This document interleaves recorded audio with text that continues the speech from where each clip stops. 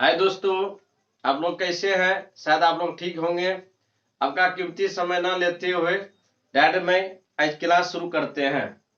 दोस्तों, आपको हम अंक के बारे में बता दिए हैं, संख्या के बारे में बता दिए हैं, भाज्य संख्या के बारे में बता दिए हैं, सहभाज्य के संख्या के बारे में बताया है, अभाज्य के बारे में बता दिए हैं, सम विषम संख्या के बारे में बता दिए हैं, प्राकृतिक संख्या के बारे में, पूर्ण संख्या के बारे में। इस सारा जितना हम टिक लगाए इस सारा आपको हम बता चुके हैं। तो दोस्तों, आज मैं आपको वास्तविक संख्या और काल्पनिक संख्या के बारे में बताने वाले हैं, जो कि संख्या दो प्रकार के होते हैं, एक वास्तविक संख्या, एक काल्पनिक संख्या। और वास्तविक संख्या भी दो प्रकार होते हैं, एक परिमेय संख्या और एक अपरिमेय संख्या। परिमेय संख्या तीन प्रकार के होते हैं, जो कि प्राकृतिक संख्या, पूर्ण संख्या और भिन्न संख्या। प्राकृतिक संख्या तीन प्रकार के होते हैं, भाज्य संख्या, सहभाज्य संख्या और अभाज्य संख्या। और पूर्ण संख्या दो प्रकार के होते हैं, सम संख्या और विषम संख्या। तो जितना हम टिक लगाए ये सारा आपको बता दिए हम पहले पिछली क्लास में। अगर मेरे चैनल पे न्यू आए हैं तो पहला पिछली वीडियो जरूर देखें, इसके बाद इस वाला वीडियो को देखिएगा। तो दोस्तों, आप वास्तविक संख्या के बारे में पहले जानिए, तब काल्पनिक के बारे में यानी अवास्तविक के बारे में आपको बताएंगे। दोस्तों, आप जानिए वास्तविक संख्या के बारे में। पहले इसके परिभाषा लिखे हैं, हम इसको समझाते हैं। किसी संख्या का यदि वर्ग करने पर हमेशा धनात्मक संख्या प्राप्त हो या शून्य प्राप्त हो तो वह वास्तविक संख्या कहलाती है। वह संख्या वास्तविक संख्या कहलाती है। आपको एग्जांपल तौर पे हम समझाते हैं। एग्जांपल तौर पे जैसे कि √3 है, यदि हम उसका वर्ग करेंगे हमें 3 प्राप्त होगा। ये धनात्मक संख्या है, ऋणात्मक संख्या नहीं है दोस्तों, ये धनात्मक संख्या है। यदि √5 है, अगर इसको वर्ग करेंगे तो 5 प्राप्त होगा, ये भी धनात्मक संख्या है। यानी ये धनात्मक संख्या प्राप्त हो रहा है तो समझिए ये वास्तविक संख्या है।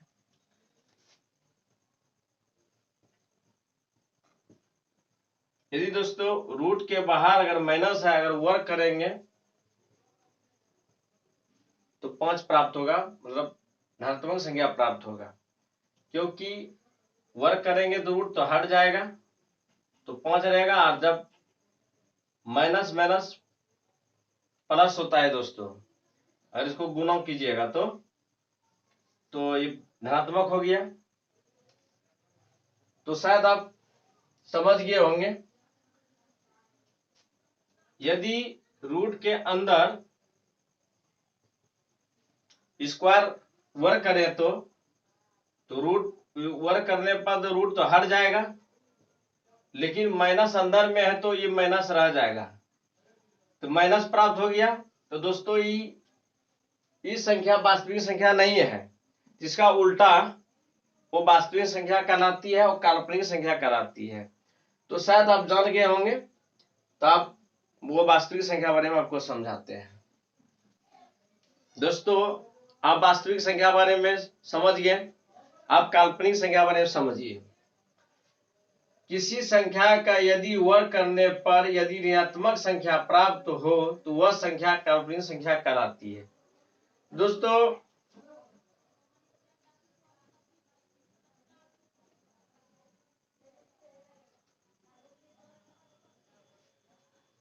कोई संख्या में अगर हम रूट है, अगर उस पर वर्ग करेंगे तो ये वाला रूट जो है ना हट जाएगा, लेकिन अगर रूट के अंदर माइनस हो तो माइनस नहीं हटता है, तो ये ऋणात्मक माइनस प्राप्त हुआ, तो ये संख्या वास्तविक संख्या नहीं है, ये काल्पनिक संख्या है। दूसरा एग्जांपल लेते हैं दोस्तों।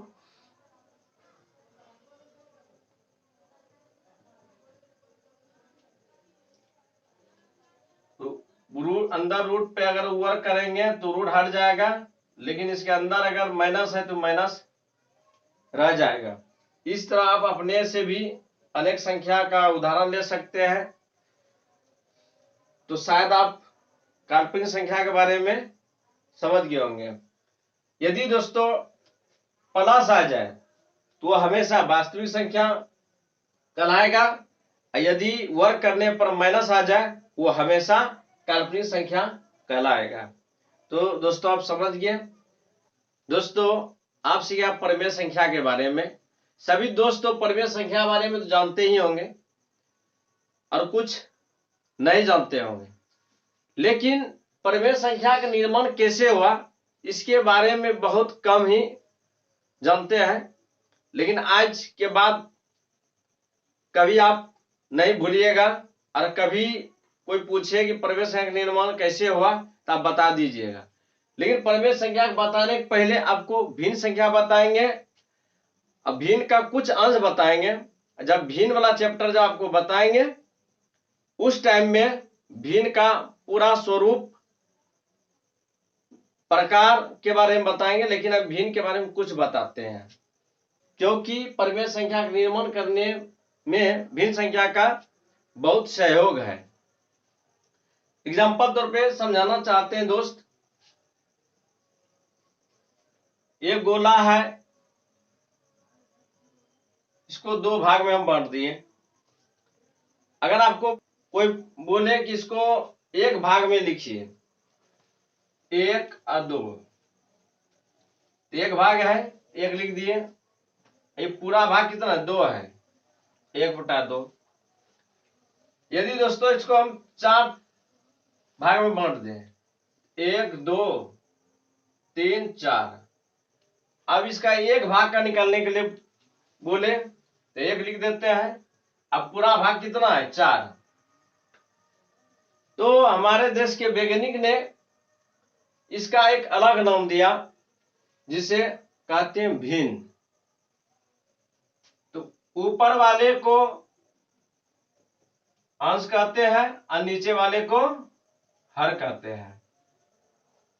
तो दोस्तों आप भिन्न के बारे में शायद आप समझ गए। हम जब भिन्न वाला चैप्टर पढ़ेंगे तो उस टाइम आपको सारा भिन्न के बारे में, दशमलव भिन्न के बारे में, मतलब सब प्रकार के बारे में बताएंगे।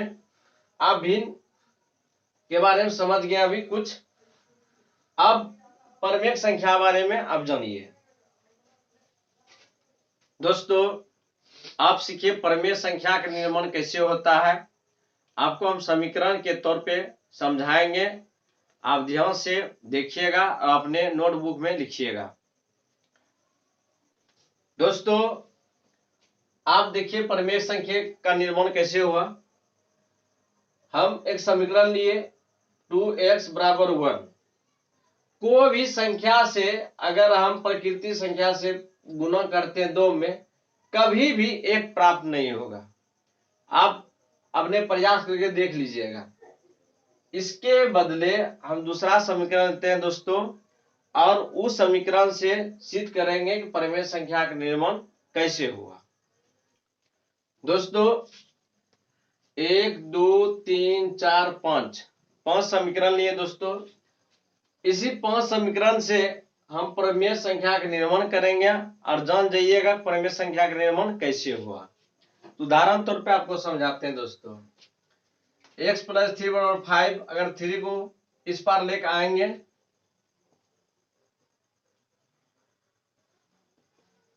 x बराबर 2,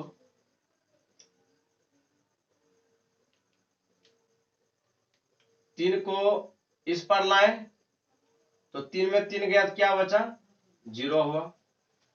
अगर 3 को 0 को उस पार ले जाएंगे तो अगर ये आगे में प्लस है तो उस साइड जाने के बाद माइनस हो जाएगा दोस्तों, -3 हुआ। अगर 1 को उस पार ले जाएंगे मतलब 0 बगल, कि अगर माइनस है तो चिन्ह बदल जाता है 1, तो x बराबर 1 बटा 2। अगर ये 2x प्लस 1 है बराबर 0 है, अगर इधर प्लस है इस साइड में तो 0 पर ले जाने के बाद ये माइनस हो जाएगा।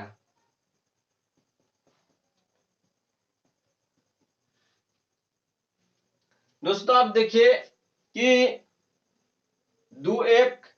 प्रकृति संख्या भी है, पूर्ण संख्या भी है, पूर्णांक भी संख्या है और भिन्न संख्या भी है।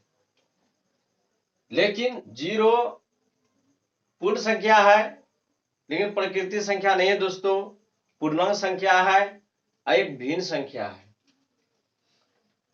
3 ये -3 है दोस्तों, ये पूर्णांक संख्या है, भिन्न संख्या है, लेकिन प्रकृति संख्या और पूर्ण संख्या नहीं है दोस्तों। आप पूर्ण संख्या प्रकृति संख्या बारे में अच्छी तरह पहले से ही जानते हैं, पिछले वीडियो आपको बता चुके हैं। 1/2 ये भिन्न संख्या है दोस्तों, लेकिन पूर्णांक संख्या नहीं है दोस्तों। x बराबर -1/2 ये भिन्न रूप में आपको दिखाई दे रहा है, लेकिन ये भिन्न संख्या नहीं है, क्योंकि भिन्न संख्या में हमेशा धनात्मक होती है। तो दोस्तों ये 5 संख्या अलग अलग सबका नाम है। जब पांचों को जब एक सम्मिलित रूप में किया तब इसका नाम वैज्ञानिक ने अलग रखा, परिमेय संख्या। तो दोस्तों परिमेय संख्या का उदाहरण आपको देते हैं हम। दोस्तों आप परिमेय संख्या का उदाहरण देख लिए, 5 उदाहरण दिए थे पहले, जो पांचों उदाहरण के सम्मिलित रूप से जोड़ करके एक परिमेय संख्या निर्माण किए। जैसे कि 3 एक प्रकृति संख्या भी है, पूर्ण संख्या भी है, भिन्न संख्या भी है और पूर्णांक संख्या भी है। लेकिन 1/2 एक भिन्न संख्या है, लेकिन न वो प्रकृति संख्या है, न पूर्ण संख्या है, न पूर्णांक संख्या है। तो इस प्रकार आप शायद समझ गए। तो दोस्तों आप अच्छी तरह समझ गए कि परिमेय संख्या का नाम कैसे पड़ा, परिमेय संख्या का निर्माण कैसे हुआ। अब हम थोड़ा परिभाषा के रूप में आपको समझाते हैं, आप अच्छी तरह ध्यान से देखिए। दोस्तों आप सीखिए परिमेय संख्या के बारे में पूर्ण रूप से। परिभाषा, वैसी संख्या जो p/q अर्थात अंश व हर के रूप में लिखा जाए या जिसका पूर्ण वर्गमूल निकाला जा सके और q बराबर 0 कभी ना हो, वह संख्या हमेशा परिमेय संख्या कहलाती है। तो एग्जांपल तौर पे दोस्तों समझिए, 6 एक परिमेय संख्या है। तो दोस्तों अगर इसके नीचे कुछ नहीं है तो 1 है, तो ऊपर p और नीचे q, और q बराबर 0 नहीं है, ये 1 है। 6 को अंश भी कहते हैं और 1 को हर कहते हैं, तो अंश व हर के रूप में हम लिख दिए। जैसे 36 है दोस्तों, इसका पूर्ण वर्गमूल क्या होगा, 6 होगा। अगर कुछ नहीं नीचे में तो 1 है, तो p/q रूप में है। तो शायद दोस्तों आप समझ गए होंगे कि परिमेय संख्या किसे कहते हैं। यदि q बराबर 0 हो जाएगा तो वह संख्या वो परिमेय संख्या कहलाएगी। तो कैसे कहलाएगी हम इसको समझाते हैं। दोस्तों आप परिमेय संख्या के बारे में जान गए, अब जानिए वो परिमेय संख्या के बारे में। वैसी संख्या जो p/q अर्थात अंश व हर के रूप में नहीं लिखा जा सके या जिसका पूर्ण वर्गमूल निकाला नहीं जा सके, वह संख्या हमेशा वो परिमेय संख्या कहलाती है दोस्तों। जैसे दोस्तों √5 है, √5 का कभी वर्गमूल नहीं होगा।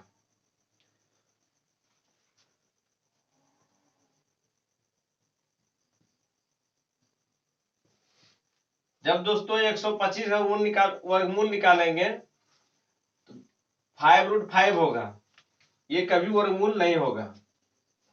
दोस्तों कोई संख्या है और इसके नीचे 0, मतलब P/Q। अगर Q बराबर 0 हो जाए तो किसी संख्या में यदि हम 0 से भगा देंगे तो उसका अनंत होता है आंसर। तो अनंत जो है मतलब ये वो परमेय संख्या कहलाती है दोस्तों। इसलिए जिस संख्या के Q बराबर 0 हो जाए वह संख्या वो परमेय संख्या कहलाएगी, और जिस संख्या का Q बराबर 0 कभी ना हो वह संख्या हमेशा परमेय संख्या कहलाएगी। जैसे 0 एक परमेय संख्या है दोस्तों, क्योंकि इसके नीचे कुछ भी नहीं है तो 1 है। तो शायद दोस्तों आप परमेय संख्या और परमेय संख्या के बारे में समझ गए होंगे। आपको अगले वीडियो में परमेय संख्या के बारे में जो भी प्रश्न पूछे जाते हैं उसके बारे में आपको हम बताएंगे। तो दोस्तों आप मेरे चैनल पे यदि न्यू आए हैं तो सबसे पहले आप सब्सक्राइब कर लीजिए और पिछली वीडियो को पहले देख लीजिए, उसके बाद ही इस वाला वीडियो को देखिएगा। जय हिंद, जय भारत।